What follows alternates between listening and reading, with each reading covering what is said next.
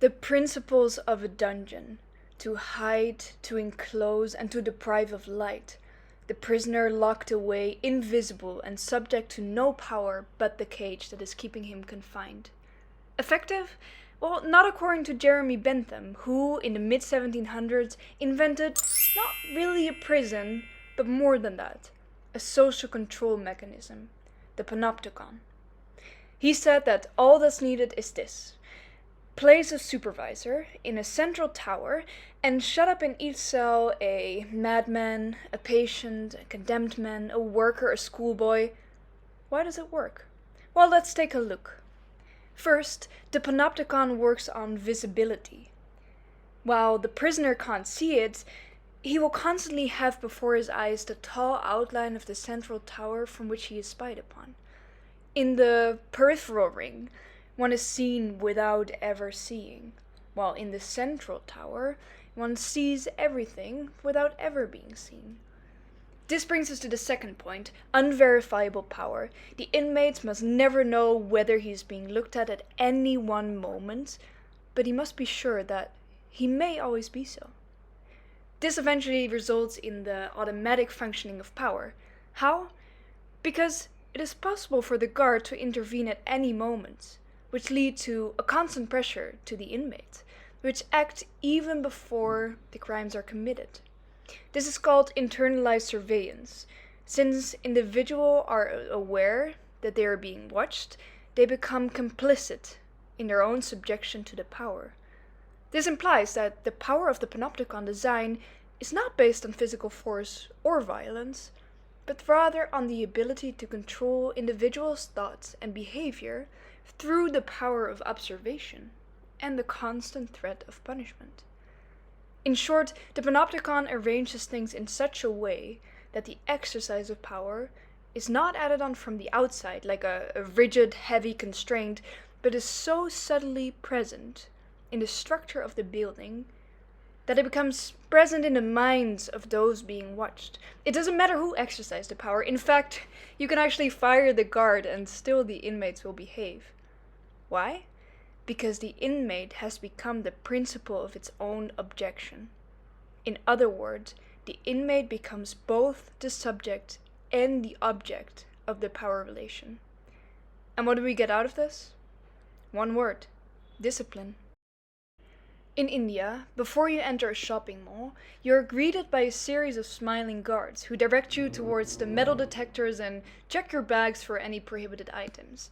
As you continue to stroll through the shopping mall, you begin to notice the presence of multiple security cameras, each very strategically placed to capture every angle of your movements. The feeling of being constantly watched through the surveillance infrastructure is kind of like Bentham's idea of the Panopticon, where the constant threat of surveillance encourages people to self-regulate their behavior. Thus, the visibility created in the Panopticon through the design of the prison is echoed in the architecture and layout of an Indian shopping mall. The unverifiable source of power in the Panopticon, the tower, are the guards, always potentially watching. The shop owners, are they watching you when you look at these products? And the cameras, they see you, but you can't see them. You can't see who's watching you, and therefore you never know if someone's watching you. The design of the mall also contributes to this sense of being watched, as it is organized in a way that maximizes visibility and control. The placements of the stores and walkways, it's all carefully planned to ensure that shoppers are always in view of security cameras, store employees, and of other shoppers.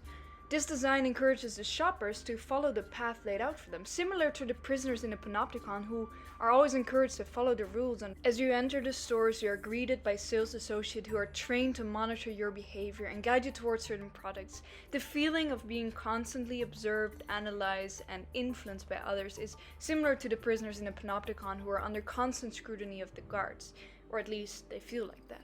And as you leave the mall, you realize that the mall is not just a place to shop, but it represents a place in society where the Panopticon effect is in full force. The architecture, layout, behavior of the shoppers, and the products and services all reinforce the idea of discipline, control, and conformity. So, what are the implications of this change in dynamics from static central surveillance to untethered dispersed surveillance? Well, with the increasing accessibility of technology, anyone can record and broadcast the activities of others, causing individuals to feel the pressure to modify their behavior. The traditional disciplinary function of panoptic technology, which was once restricted to institutions, is now dissolving, and technology is permeating through society. As a result, the technological gaze is potentially everywhere, leaving no place to hide. Nonconformity, whether in public or in private, is constantly under threat of exposure. This shift in surveillance technology may lead to the substantial curtailment of individual liberty, extending way beyond consideration of personal privacy. John Stuart Mill, in his work on liberty, warns of the potential for the tyranny of the majority. In this context, society collectively has the means to tyrannizing over the separate individual who compose it, not just through the actions of public authorities.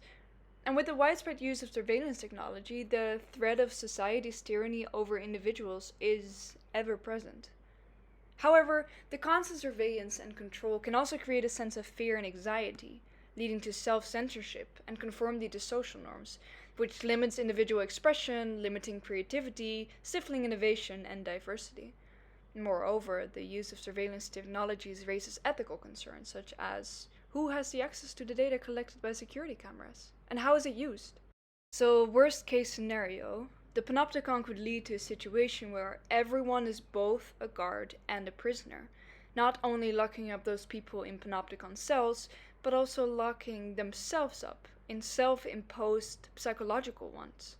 The constant self-surveillance create a sense of anxiety and fear, leading to self-censorship and conformity to social norms.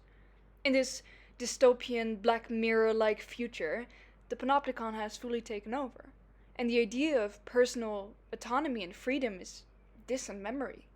Society has become a machine where everyone is a cog, and the pursuit of individuality has been replaced by a desire for sameness and conformity. The worst case scenario of the Panopticon is a world where power is nowhere to be found, yet is yielded by everyone, leading to a complete loss of individual liberty and privacy. So, how plausible is all of this? Well, the worst case scenario of a Panopticon society is maybe not as far fetched as one may think. The increasing prevalence of surveillance technologies, coupled with the permeation state of technological revolutions, raises concerns that the power of the Panopticon could become all-encompassing.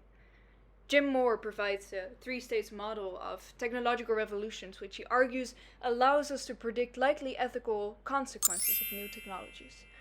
And one of his arguments is that certain technologies, surveillance cameras used in malls, for example, being one of them, have special attributes that mean their application and impact is not restricted to particular areas of human activity, but permeate the whole society. Moore's three general stages in the development of revolutionary new technologies are 1. The introduction stage, 2. The permeation stage, and 3. The power stage. The stage of stabilization in the development of the technology, when the device becomes standardized, that is the permeation stage. And as a consequence of this stage, more accessible to a wider range of users. Think of your phone, where now everyone has the chance to photograph, film, watch, and post anything and anyone. This permeation stage is where devices become standardized, and as a consequence, they become more accessible to a wider range of users. This leads to the blurring of boundaries between public and private spaces, which means that we may begin to act in a more controlled manner even in our private areas. This shift from organizational to personal can have profound implications for individual liberty and privacy. So within the sphere of a shopping mall, this is already visible, and there are actually new upcoming technologies in India where they're testing to do facial recognition mechanisms in shopping malls. And as a result, we may start acting in a more controlled manner, not only in these public spaces, but also in our private areas.